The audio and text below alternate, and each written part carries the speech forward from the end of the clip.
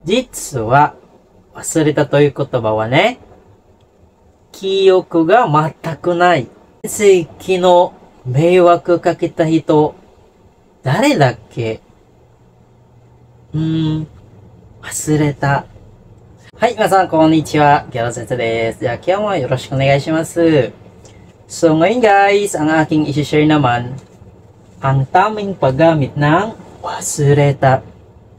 So, for sure, sa mga student ko sa Japan, sa mga naninirahan sa Japan, well, ako din nung nag-aaral ako sa Japan, madalas kong gamitin ang word na wasureta kapag tinatanong ako ng mga bagay na nakakalimutan ko, hindi ko masagot ng maayos, I can't remember, basta hindi ko maalala yung mga bagay, like kung sinasawag na wasureta.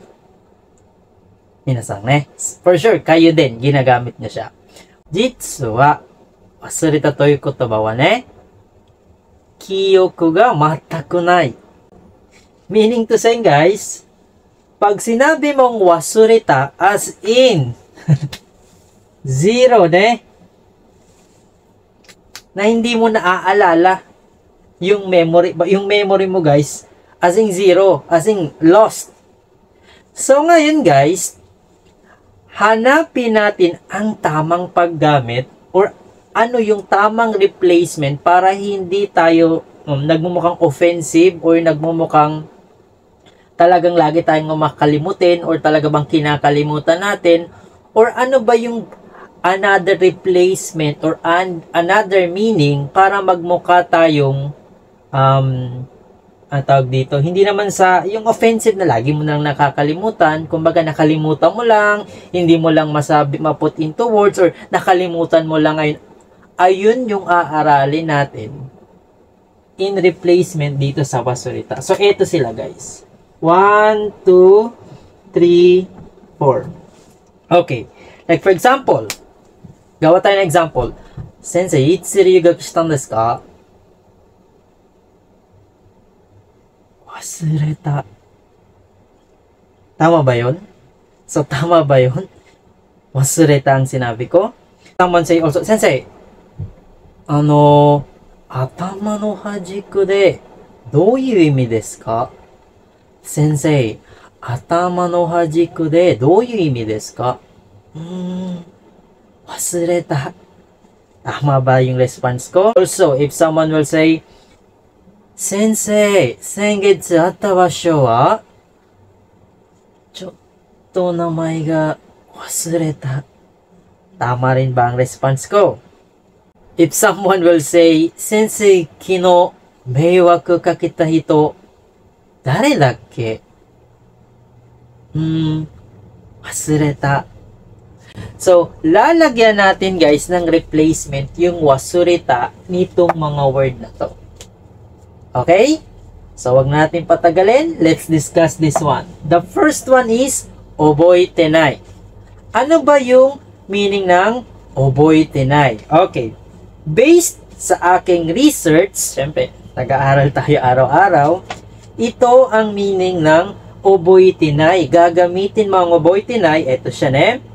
Oboitenai wa kyoku wa aru kedo, gutai teki na jouhou ga atama no naka ni nai. Meaning, you remember it, but you do not have any specific information in your head.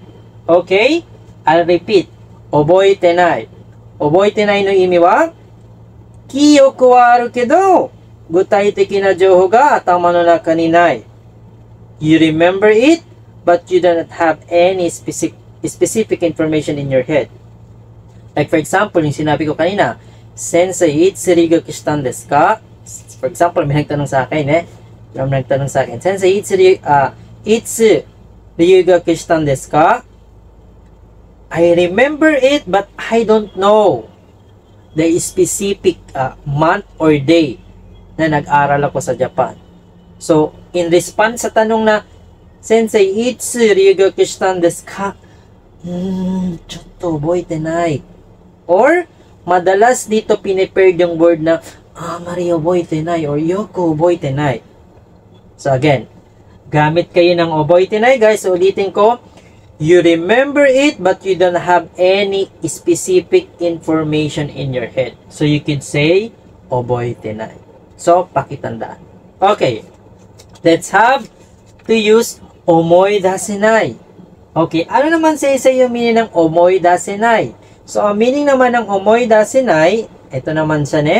Senai wa, kiyoku wa aru kedo, gutai teki na imeji ga nai. Or, kiyoku ga aru kedo, gutai teki na imeji dekinai. Meaning to say, you remember it, but you can picture it out, or you can picture it specifically. So, meaning to say, naalala mo naman siya, but hindi mo siya ma-put into image. Hindi mo maano yung, hindi mo siya ma-picture it out kung ano ba yon yung tinatanong sa'yo.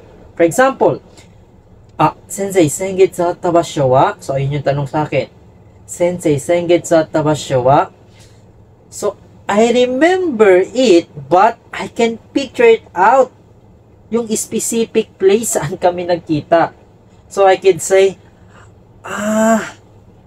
hakkiri, omoidasenai. So, yung omoidasenai naman, guys, pinipair naman to sa word na hakkiri. Madalas ne, hakkiri, omoidasenai.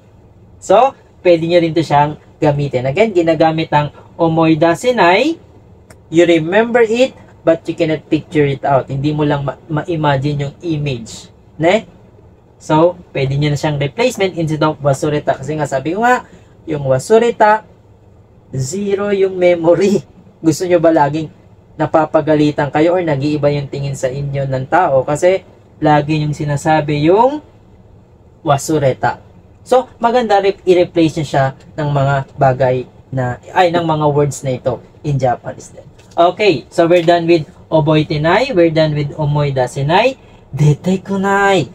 Ito naman guys, yung detekonai naman, ito naman, again, detekonai, normally ito ay yung words, hindi mo masabi yung hindi mo masabi yung tamang words kapag tinatanong ka. Parang lagi, 'di ba sa Tagalog, madalas nasa dulo ng dila ko, nakakalimutan ko lang. So ito, laging pinipair naman to sa mga word na namai ga detekonai. Like for example, nihongo ga detekonai. Like for example, yung kanina, Sensei, atama no hajiko de douyu imi desu ka? Tinanong ako. Kotoba ga detekonai.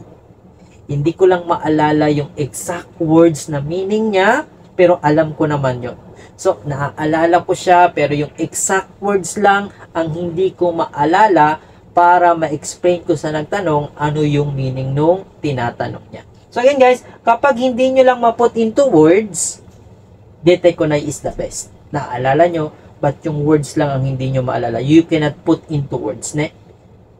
Detekonai is the best. So, pakitandaan yan, ne? Okay. This one naman, do wasure shita, ne? Do wasure shita.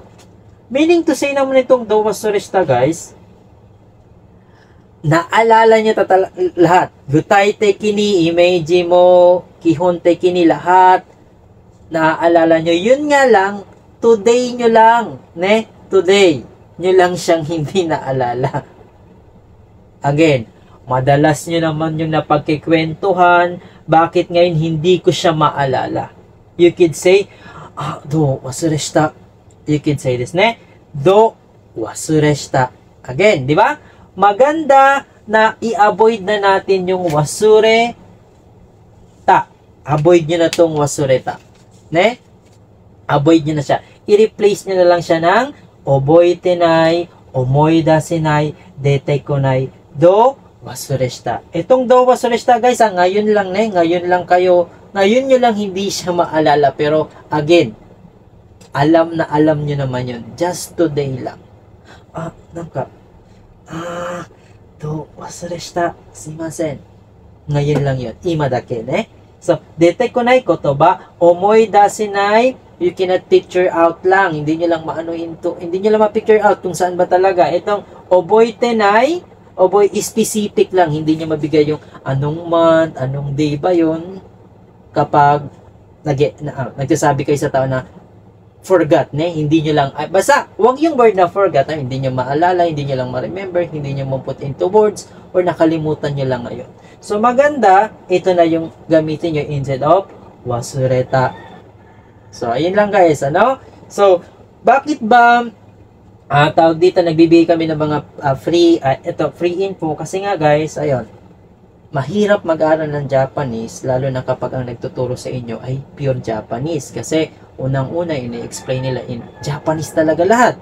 So, kahit anong explanation yan, siyempre, napipick up nyo, pero 100% hindi. So, kaya sa mga baguhan na nag-aaral ng Japanese, magpaturo kayo sa mga Pilipinong marunong mag-explain ng maayos at magpaintindi ng Japanese. Ang paggagaling kasi guys sa Japanese, kayo na yun after nyong maintindihan talaga.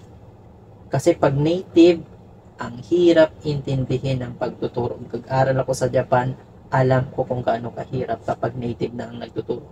Maganda kapag ang native ang nagturo ko, ang level nyo ay entry above. Kasi nakakaintindi na kayo galingan nyo yung foundation, yung N5, N4, kailangan nyo matutunan yan ng gusto. So, yun lang guys, kapag may katanungan kayo, anything about Japanese, i-explain natin yan sa sarili nating wika para mas maintindihan nyo pa ng lubos. So again guys, our main program is Study Abroad. We provide private online tutorial in Japanese. Jane mata ashita, yoroshiku onegai shimasu. Mata ashita. Mata ne. Yoroshiku onegai shimasu. Bye bye. Is studying, living, and working in Japan part of your wish list? Wish granted with Beyond Visa and Educational Consultancy Services. We are a student visa consultancy firm that assists young professionals on how to study in Japan through our work and study program. We provide transparency in our program, having a company owner who has been in Japan on a student visa program for 2 years, studying the Japanese language. Our friendly staff also speaks Japanese and will guide you through the entire application process. Our partner language schools in Japan are accommodating. Free one-on-one orientation over the phone may be provided. We also offer private online tutorial in Japanese language and Japanese flashcards. We execute what we promise and only promise what we can deliver. Be the next Filipino student visa holder in Japan. Messages for more details.